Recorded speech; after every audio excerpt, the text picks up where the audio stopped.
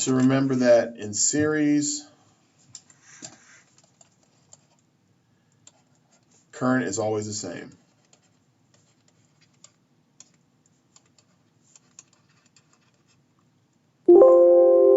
Oh, come on, stop.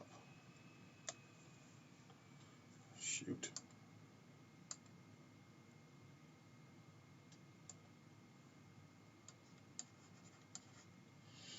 And in parallel, voltage is the same.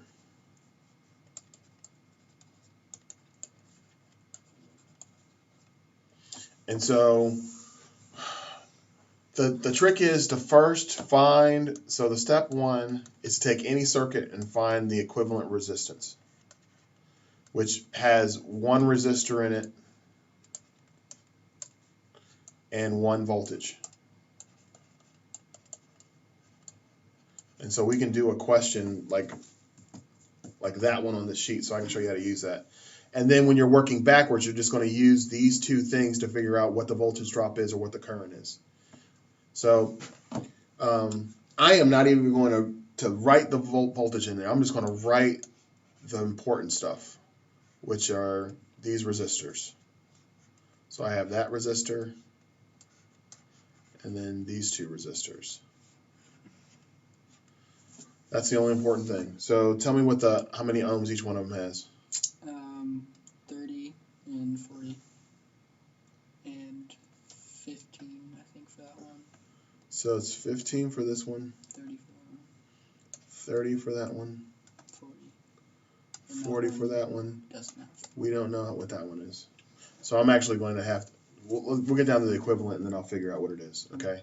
So when I'm looking at the circuit, these two, if the current's coming in here, the current's splitting and going there and there. Mm-hmm. So those two are connected in parallel. So in order to find that equivalent resistance, I have to use the parallel equation, right? So it would be 0.1 amps going in each direction because the current is 0.2 No, amps. because these are not equal resistors. Oh, okay. So that's why I'm saying you have to find the equivalent resistance first, because we're going to use that the voltage drop is the same across both of them in order to figure out how much current is going in each branch. But that's kind of jumping ahead, and I want to kind of do it systematically. So I'm going to figure out what this one resistor would be there. So if I'm doing the math, it is, I do the two multiplied by one another. So it's 15 times 30 over the two added together, which is 45. So what is that? What's 15 times 30? Yeah, let's give you a calculator because I don't feel like doing the math in my head. So that would be 1/3. So it's 10 ohms. Mm-hmm. Wow, actually, I'm exhausted and I still did that math in my head. So this is, sorry. So this is 10 ohms here, Okay. right? And now that's connected to these two resistors. This one's 40, and that one is, I don't even know what that one is. But I do know that the total current in here It's 0.2 amps. is 0.2 amps. So this is 0.2 amps. So if I know the current and I know the resistance, what can I find there? The voltage. The voltage. So find the voltage for me. V equals IR, so whatever 0.2 times 10 is that 5? No. When you multiply by 10, you move the decimal one place, so that's 2 volts. Okay. Right? Now, I'm going to use the fact that I know that the voltage is added together in series. Mm-hmm. Right? So if that's 2 volts, then the remaining voltage has to go into this part of the circuit. So the total voltage was 7 volts altogether, right? So this has to be 7.5, right? Mm-hmm. So this has to be 5.5 volts there, right? So if it's 5.5 volts there, then it also has to be 5.5 volts there. because the voltage is the same in parallel. Now, I can find the current here. How do I find the current? Because you have the.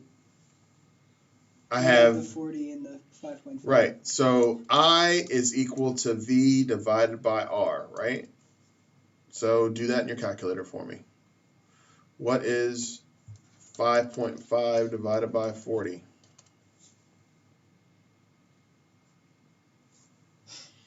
So this is 0.375 amps of current there. I know that the total amount of amps has to be the total amps coming in here, because it was 0.2 amps there. Mm-hmm. Part of it went that way, and the other part went that way. So That's take. So this is 0.6. Amount. Oh, 0.0625. 0.0625 there. So now I have the current and I have the voltage. How do I find the resistance? Multiply them. Right. I have the current divide, and the voltage. So resistance is equal to voltage over.